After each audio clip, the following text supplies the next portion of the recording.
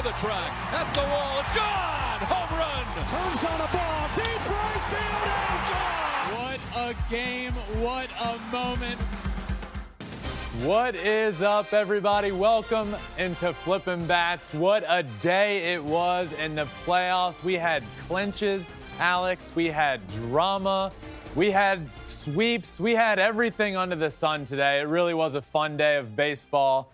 Started earlier today out in Philly with the Braves and the Phillies, and just ended here a few seconds ago out on the West Coast. We were recording live right after the final out. The D-backs sweeping the Dodgers. We got the Astros advancing. We have a lot to talk about today, Alex. I mean, we almost got every single thing that could have happened in baseball, right? You got the sweep, an epic meltdown, an epic speech by your brother after the Astros clinched their 7th consecutive ALCS. We're going to get a Texas showdown here. I mean, also, I think we might have a new favorite rivalry, like the all-time favorite rivalry in baseball with the Braves and the Phillies. I mean, it was crazy. It was a crazy day, but Alex, you know what time it is. We know what the ALCS is going to be, so it is time to put it in the wall. We are getting the Astros and the Rangers. You talked about the rivalry on the East Coast, the NL East, with the Astros advancing to their 7th consecutive ALCS. This is one of the greatest stretches we have seen in the history of sports in any league at any time. What we're seeing right now, it's the longest American League stretch of all time. They're topping their own record. They had the record last year, and it's now only trailing the Atlanta Braves, who did it 8 times in the NLCS. But this is the longest consecutive in the AL. 7 straight, Alex. It really is. I've said it before. People might be getting tired of it, but I'll say it again. The Astros are inevitable. Just listen. It just feels that way. If they can get into the playoffs, that's what it becomes. If you can get into the playoffs, the Astros are inevitable. The thing is the Astros are the most experienced team in the playoffs right now. As you mentioned, 7 consecutive ALCS appearances. They've won 2 World Series within those 7 seasons. And let's talk about the players, too, because there's only 3 players that were on both of those World Series teams. But when you look at the team right now, the reigning World Series champion Astros, they basically have very similar roster that they did last year. A lot of the same guys that were in this exact same position last year are back on this team, and they know how to win in October. I think what you said about the changeover from the very beginning till now is a lot, and from the last World Series to now isn't a lot.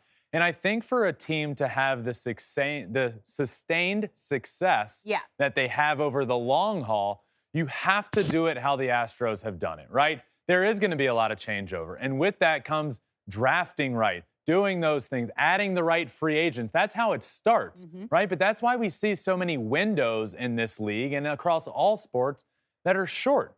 That's the norm, right? You win a championship and you get out for a while. You know, it's in any sport. You get in the playoffs, you get close to it, then you get your championship, and then it feels like it just ends for a while.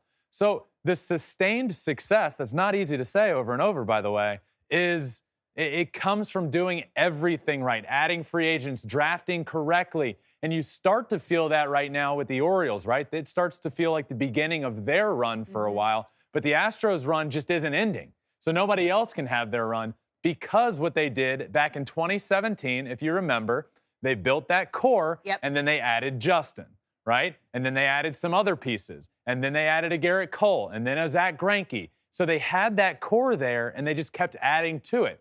And now that young core that you had in 2017 has stayed with Altuve and Bregman. Right? A couple of the others have moved on. But that core was there, and then you just built and drafted correctly. When one of those guys leaves and a Carlos Correa, guess what? We have this draft pick that we really believe a lot in. His name's Jeremy Pena. He's going to step in. And okay, we made this great trade with the Dodgers years ago. We're going to trade a relief pitcher for a guy named Yordan Alvarez. He's going to be a big part of our future. And then this young guy's going to come up, and Hunter Brown, and you look all around. Kyle Tucker. it's rinse, repeat with the Astros. And I know people might be getting bored of it or they might hate the Astros. But what you have to do is respect what we're seeing right now, because this is the blueprint for how you win in a sport over a long period of time. They are the staple of that. And 7 in a row is one of the most remarkable things that we have seen in sports. Now, one of those players that was on both of those World Series winning Astro teams was your brother. Now, he didn't start the season on the Astros. Obviously, he was on the Mets. That was their big trade deadline pickup, running it back again, a nice little reunion. Yeah. And he gave one of the more legendary speeches after they clinched. And it was after Dusty Baker kind of handed him the mic and said, yeah, I'm going to hold mine off till after the World Series. Here you go, Justin. We were talking about it. We were live a little bit earlier Yeah. for the Astros celebration. And you could tell they were waiting for Dusty to come into the locker room, right? So I was like, who's going to give the speech? I even said to you, they're probably waiting for Dusty. Bregman might give it, maybe Jose. And then all of a sudden, Dusty looks right at Justin and says, hey, you get up here. I'll give the World Series speech. You come out here. There was a good bit of language in this, but it was incredible, and we are going to play that for you right now. No. I'm doing the World Series. You do this. Put the Verlander. All right. Come on, man. All right, shit. Boys, this is one of those seasons, nothing went our fucking way early. We battled through injuries. Yeah. We fucking grinded. I wasn't even fucking here. I'm happy to be back. Yeah. Seventh fucking time. All right? Don't take that for granted. On 7. Everybody pop these motherfuckers. 1, 2, 3.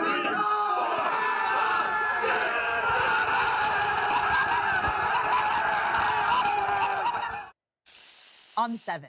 We grinded, and I wasn't even effing here is one of the best lines you will ever hear. I mean, half of that, we weren't healthy, nothing was going our way. He wasn't on the team when that was happening. But it was great because he is such a big part of that franchise, and the team and the fans and everyone obviously wanted him back and just welcomed him with open arms, and he is. It is a we. Even though he wasn't there, he's always and still a part of that team. I'm so happy for him, Alex, for my family. I mean, the second the game ends, I get my parents texting me of, what day do you land? When do you get into Houston? I'm so excited to see you. Just talked to Justin a little while ago and asked the same thing. And to see after the game when they were still out on the field, to see the smile on his face. I mean, what a year. And this hasn't been an easy year for him, right? Like, you sign with the Mets, you're fully expecting a 101 win team the year prior to be just as good and get into the playoffs with a better team. And all hell broke loose. I mean, it was a nightmare of a season. Well, even for him as well, because he got hurt in spring training and wasn't really himself until kind of halfway through the season. Yeah, so it was a tough start to the season. And then, everything that happened with the Mets happened, and it's kind of like, I guess I should get out of town. Yeah. By the way, Max Scherzer, one of those guys that left as well, Justin right after him, and now they're facing off in the ALCS. But, just an interesting year for Justin, and one that to see his smile down on the field after the game, to see the emotion in his face and to talk to him and to hear the emotion there. I'm so happy for him and so happy for the Astros, to be honest with you. Everybody, I am biased. Of course I am. I know. And just, the level of sustained success and to have my brother be a part of this again and to be at the ALCS and get to be there. It's emotional and it's really cool and never take it for granted for sure. I mean, it's crazy. We are getting an AL West showdown in the ALCS, and this is the first time that the Rangers and the Astros have ever met in the playoffs. What are your expectations for this series? Isn't that crazy? Yeah. First time ever. Ever. So what I'm expecting in this series, Alex, I mentioned that, yes, I'm biased to the pitching side of this series, right? But what I'm expecting in this series is offense. Oh, yeah. And a lot of it. You got the Texas Rangers, they got tons of offense. You have the Houston Astros with tons of offense. In fact, in the regular season, the Rangers were 3rd and the Astros were 5th in terms of runs per game. Yeah. In terms of extra base hits, the Rangers were 7th and the Astros were second. In terms of home runs, Rangers were tied for third. The Astros were seventh.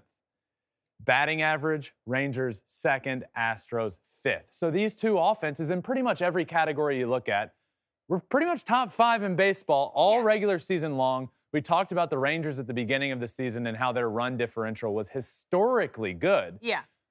And they've just continued that this year. It's been a roller coaster. They live and die by their offense, but right now the offense, they're living pretty well. The Houston Astros on the other side of things, you look up at the end of the regular season and it's like, dang, their offensive numbers were pretty good. And now you look in the postseason and they're tearing the cover off the ball. And now we're going to get two teams. And this is a really interesting matchup to me because you have the Texas Rangers, who are one of the best teams in baseball at home. They have the second most home runs at home in all of baseball. And the Astros have the second most home runs in all of baseball on the road. So you have a really good team in the Rangers, score the most runs in baseball at home, and a team in the Astros that's really, really good on the road. And that's what I'm so excited about for this matchup. It's really those matchups we're going to get in Dallas. The series is obviously starting in Houston, but we're going to get a lot of offense, Alex, and there's some stars everywhere you look. But you asked me what I'm excited for and what I'm expecting. I'm expecting some runs. Oh, yeah. I mean, as you mentioned, this ALCS matchup is beginning Sunday in Houston. Flippin' Bats is going to be boots on the ground. We're going to be there with live shows throughout it. But another really cool kind of fact about this is you have two legendary managers going head-to-head with Bruce Bochy and Dusty Baker. And they have experience. We talk a lot about playoff experience. Obviously, the Astros as a team in full have a lot of playoff experience. But having your leader in Bruce Bochy, having that many World Series and having that experience, that's going to be beneficial for the Rangers. Yeah, you know, these are two legendary managers we're getting, right? But the cool thing is both of them are, you got Bruce Bochy, legendary manager for the San Francisco Giants. You got Dusty Baker, legendary manager, San Francisco Giants. And now they're elsewhere doing their thing, right? And they're both going to be in a huge stage in Texas, of all places. And now we're going to get them in the ALCS together. Two legendary managers that have a lot of respect amongst their teams, and that's why they're here. So you got that aspect of it. You have the managerial aspect. You have the offensive aspect. But, Alex, this series will not be without some superstars. And I mean, we know the names, right? For the Astros, the guy that sticks out to me is Yordan Alvarez, a guy that I think is still underrated. Who's your daddy? Undervalued. Who's your daddy? Yordan Alvarez is the answer to that question. He's underrated, and I think right now, Yordan Alvarez is the best hitter in the game of baseball. A historic ALDS against the Twins, one of the best series that we have seen in the history of postseason baseball. This is a guy that, let's flash back last year, the World Series. The Phillies bring in a left-handed pitcher to get Yordan out, and he hits a home run to the top of the batter's eye. And you got Joe Davis in the booth going nuts. You got Bobby Dynamite in Houston driving the train across the tracks. Houston's going nuts. Yordan is still just as good, if not better. This guy hits balls harder than anybody you can imagine. He's a stud. He's really good, and I'm excited to watch him in the ALCS. And on the other side of things, Alex, Corey Seager. Corey Seager this year, if it weren't for a guy named Shohei Ohtani, is winning the AL MVP award, right? He had one of the best offensive seasons for a shortstop in the history of baseball. And now he's doing his thing. He's healthy for the Rangers. He had the most walks in a division series in history. And I don't want to say that as a fact of like, how good is Corey Seager? Well, he walks a lot. That's a good eye. He has a great eye. He has great power. Nobody has more home runs in Globe Life Park in the postseason than Corey Seager, because if you remember, he was with the Dodgers during that COVID World Series. And where'd they play?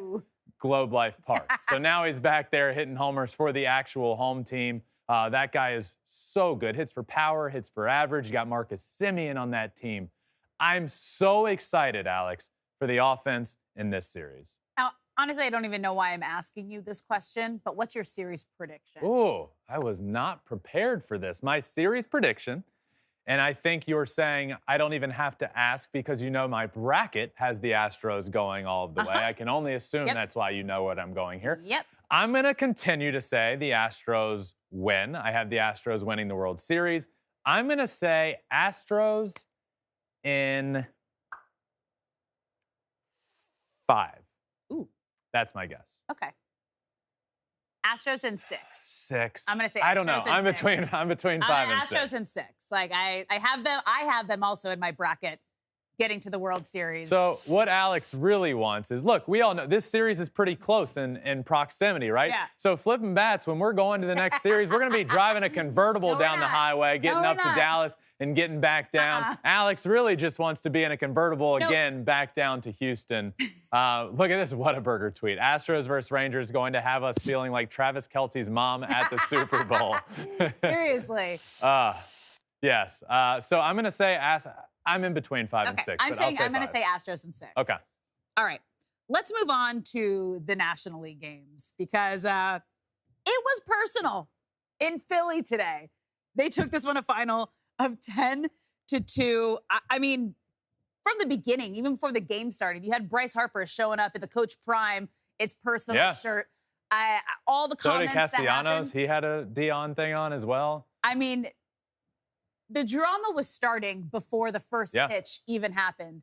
And I think we are getting one of the best rivalries right now in the game of baseball. Yeah, I agree with that. This is becoming quickly one of the best rivalries. I mean, I think until really recently, you ask anybody, best rivalry in baseball, it's Red Sox and Yankees, the Red Sox and Yankees.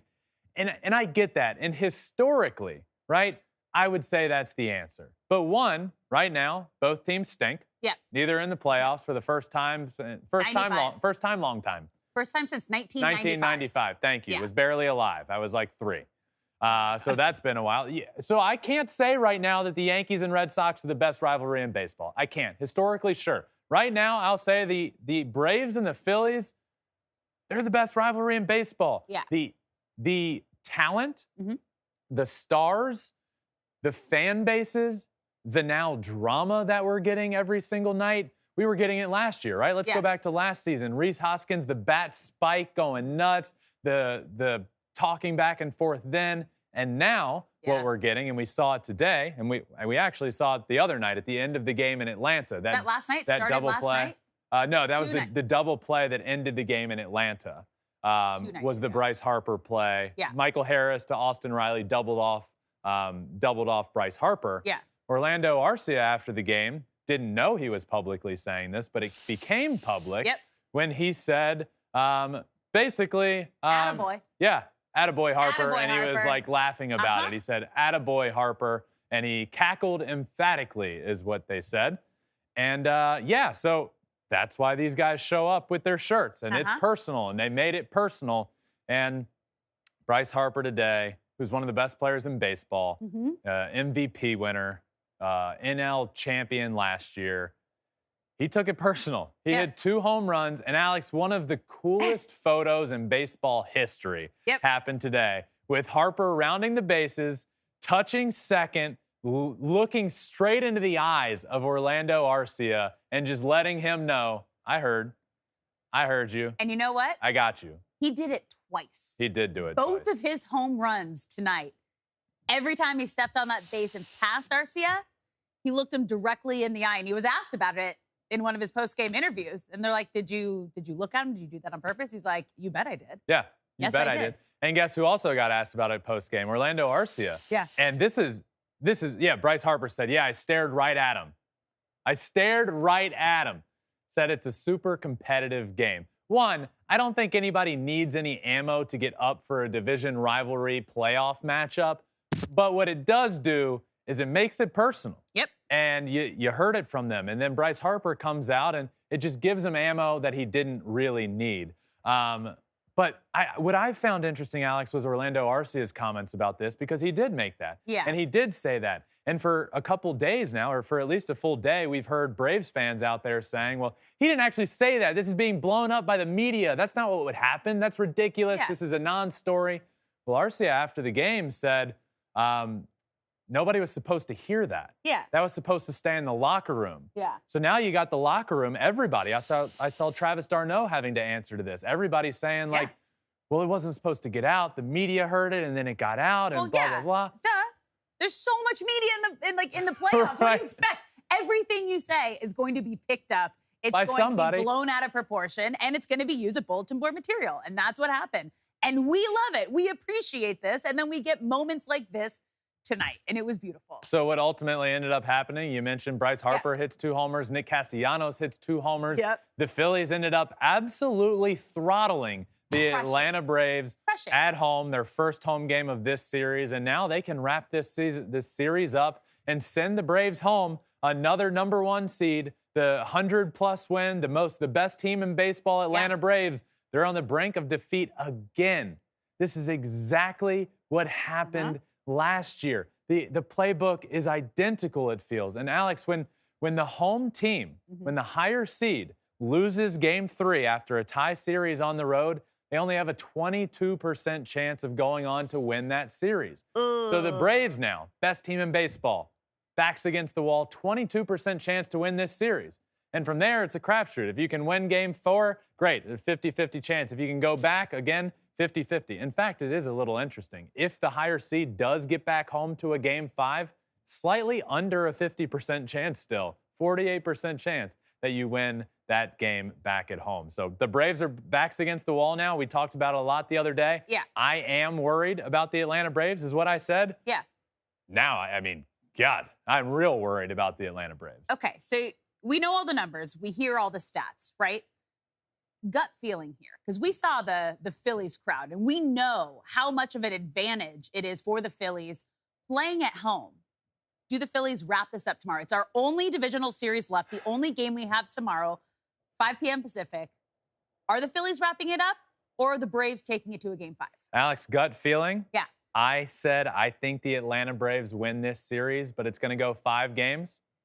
I think it's over. Yeah. I think the Phillies win it tomorrow. I do. Everything that's transpired here, the Braves don't look great. Now you got the locker room dealing with unneeded and unwanted drama. And you got the offense underperforming. You have the Phillies on a high. You have the Phillies motivated. You have the Phillies home crowd in this right now.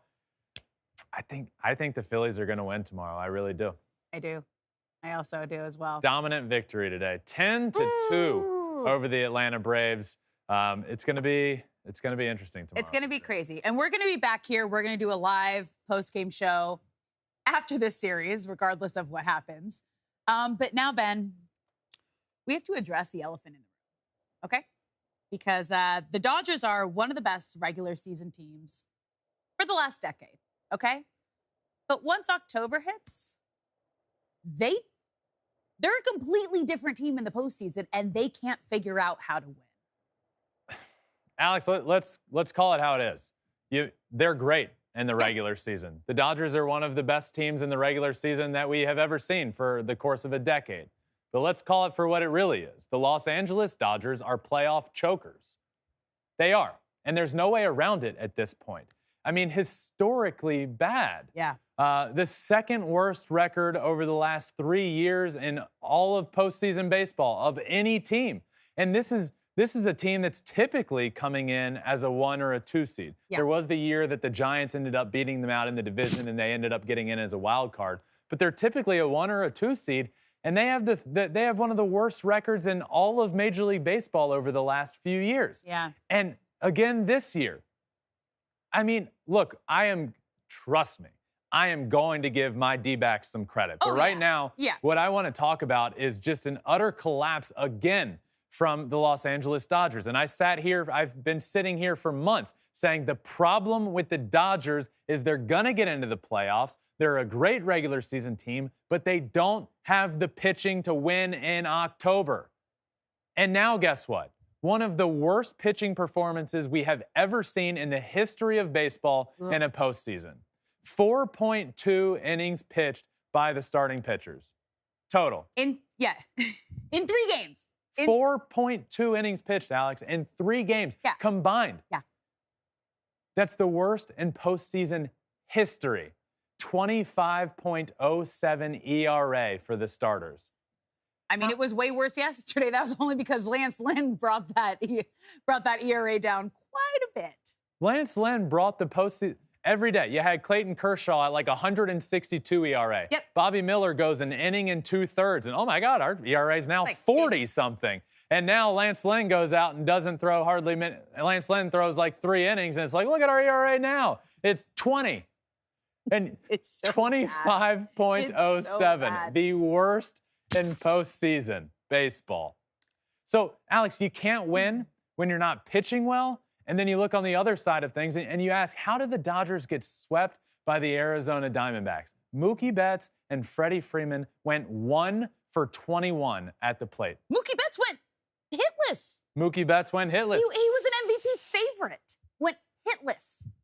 They both are. Mookie and Freddie they're both gonna finish in the top 4 in the MVP voting, and they went 1 for 21 with a little rinky-dink single from Freddie Freeman was the one hit. The Dodgers had 4 players record 100-plus RBIs this season. Mookie Betts, Freddie Freeman, J.D. Martinez, Max Muncy. Those 4 players, Alex, combined for 1 RBI in the NLDS.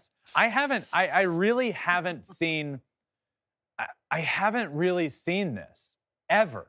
And the Orioles did it this year, right? That's the first time they got here. Yeah. I haven't seen the level of success over the course of a decade in a regular season that I've seen from the Dodgers. And I called them, I said it earlier during the regular season. I said what the Dodgers are is they're a regular season dynasty. And that was a little bit of shade at the time, but it's also like, come on, guys. It gets frustrating. It almost gets to the point where it's inexplicable. You know, you can't explain. Unexplainable. It's weird. Yeah, you can't explain what happens to Clayton Kershaw in the playoffs. You can't explain how Mookie Betts and Freddie Freeman can combine for 1 hit in the playoffs, and Mookie Betts goes hitless in the entire playoffs. You can't explain how they end up with a 25 ERA as a pitching staff and throwing less innings combined than any starting pitching staff over 3 games in the postseason ever in baseball. What is it? What is it with the Dodgers? You got to look in the mirror here and say, okay, at a certain point, winning over 100 games in the regular season every single year doesn't matter because we're not able to turn that into anything. Not just a World Series. They can't even turn it into a playoff win at this point. They've combined for 1 playoff win in the last 2 years. So you got to look in the mirror. You got to question what the hell is going on there. You got to question everybody. You got to question Dave Roberts. You got to question the pitching. You got to question the pitching coach. You got to question the GM because what you're trying to do is build a World Series champion. You're not trying to build a team that in the regular season nobody wants to play because they're scared of. Because guess what? That team that everybody's scared of in the regular season, at this point, they're excited to play them in the postseason because they know they ain't going to win. No, and we heard Diamondbacks leader, rookie sensation, MVP CC talk about it before heading into this series. He said, we know who the Dodgers are. We know what they're not. Don't count us out. And then they completed the sweep. Alex, yeah, absolutely right. The Diamondbacks scored 6 runs in the first inning of this series. Yeah. The Dodgers scored 6 runs total in this entire series. Honestly, I'm surprised it was 6 runs total. Like, I would have thought it was less. Mookie Betts talking after the game said, I did absolutely nothing to help us win.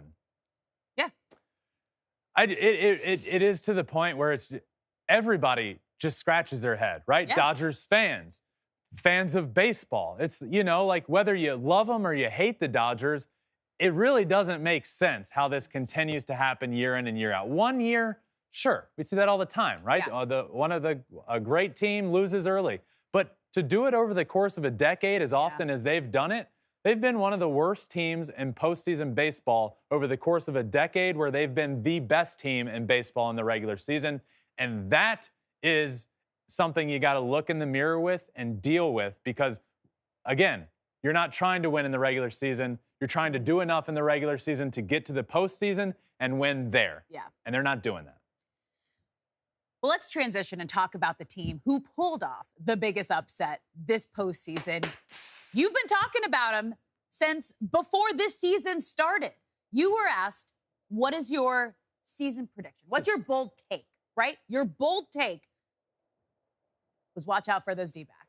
Well, I was asked by myself. I asked the question in December of 2022. So before this season even got close to kicking off, I said, what is a team, here's the tweet right here. What is a team that you think could be sneaky good in 2023? And I said, I'll start the Arizona Diamondbacks. That was in December of 2022. Take your bow. Thank you. Take your bow. Thank you. Take I your moment. sure get enough shit when I don't do something well, so I'm going to say it when I do something well, all right? And now here we are in the NLDS, and the Diamondbacks are advancing, beating their division rival, the Los Angeles Dodgers, and heading to the NLCS. And look, Corbin Carroll, I was high on him. I started the fan wagon back before the season even started. Yes, and we were back in, what, February or March, Alex? We were laughing about the fan wagon term and getting ready to take off and get going. You were the driver of the bandwagon. And now what? All-Star game. Yeah. Rookie of the Year coming. If there was an NLDS MVP, it would be Corbin Carroll. Historically good NLDS for a rookie. The kid is an absolute stud. The Diamondbacks deserve so much credit. What did I say the other day when we were talking about how did the Diamondbacks beat the Dodgers? I said, you just got to create chaos. And that's what they did. Little did I know the Dodgers would stink up the place the way they did. But the Diamondbacks really did create a lot of chaos in that series. They run the bases well. They get on base. Before they could even blink in this series, it was 6-0 D-backs. They deserve so much credit for how good they were. They pitched well. Their bullpen was good. And boy, is that offense fun to watch. They really, really are. Congratulations to the Arizona Diamondbacks for advancing to the NLCS. They hit 4 homers in 1 inning tonight, Alex. The bat flips were off the charts tonight. Epic. Great series for them, advancing to their first NLCS since 2007 and only the 3rd NLCS appearance in the history of the Arizona Diamondbacks. Just crazy. They were just fearless. Bottom line, they were fearless. And they're going to need to be fearless when it comes to the NLCS and whoever they face in the Phillies or the Braves.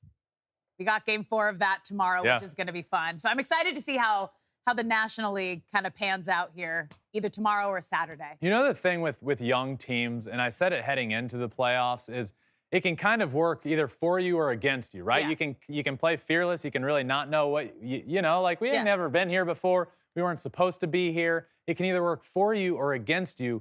And I think we saw both of that this playoffs. We did. With the Diamondbacks, it's working for them. With the Orioles, it worked against them. And that difference is the Diamondbacks barely got in, right? They crawled in at the end of the season. They crawled in backwards, getting swept at home. Fighting till the very end. They just got in. And then they were able to just play with fun, and nobody expected them to be there. And then on the other side of things, you have a team that I think is similar, maybe a year or 2 ahead of the Diamondbacks actually, and the Orioles, and they came in with all the expectations, right? They were the 1 seed. They're young, but they've been the best team in the American League all year long, and that worked against them. They were so young with that pressure of dealing with, you need to win. The D-backs had the opposite.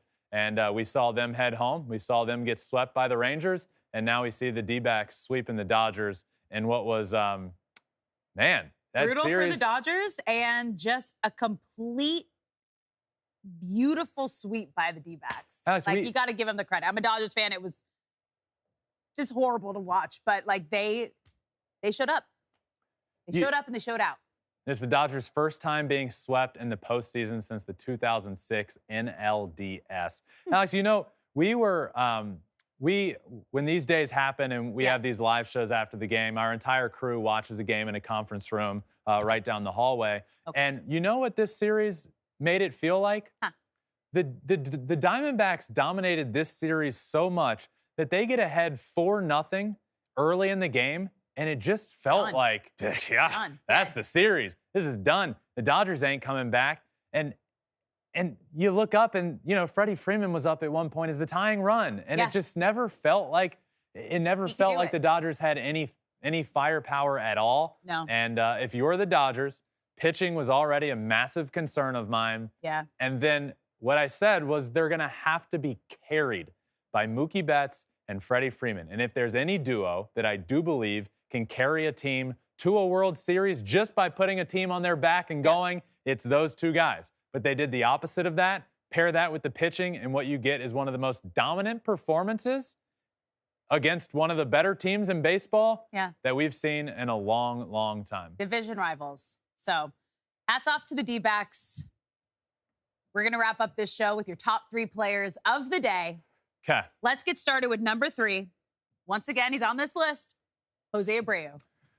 What a series Jose Abreu had. Look, do you remember the start to the season for Jose Abreu? Yeah, he couldn't hit a homer. He could not figure it out. He couldn't hit a home run. It was like one of the longest stretches we've seen without a homer in the career of Jose Abreu. 2 for 4, another home run tonight, 2 RBIs, a run scored. He hit 2 home runs the day before, 3 home runs in the span of like 4 or 5 at bats.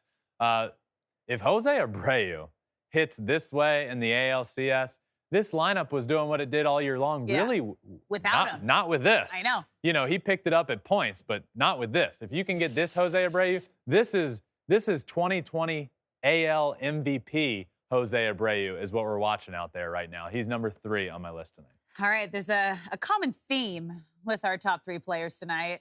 Number 2, another home run hero, Nick Castellanos. Nick Castellanos, 2 bombs tonight, 2 for 4, 2 homers, 2 RBIs. The Phillies, they felt slighted. They had a chip on their shoulder coming into the game tonight. Nick Castellanos early and often had that crowd going absolutely nuts. He did it twice. He's on my list at number 2. And number 1, it was personal today, Bryce Harper. What do you say? Is 2 for 5, 2 homers, 4 RBIs. He sent the place.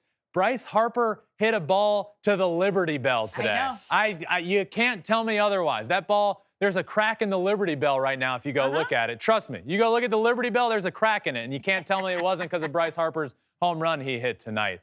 The drama was there. The stare down of Orlando Arcia at second base. Twice. The drama that ensued after that.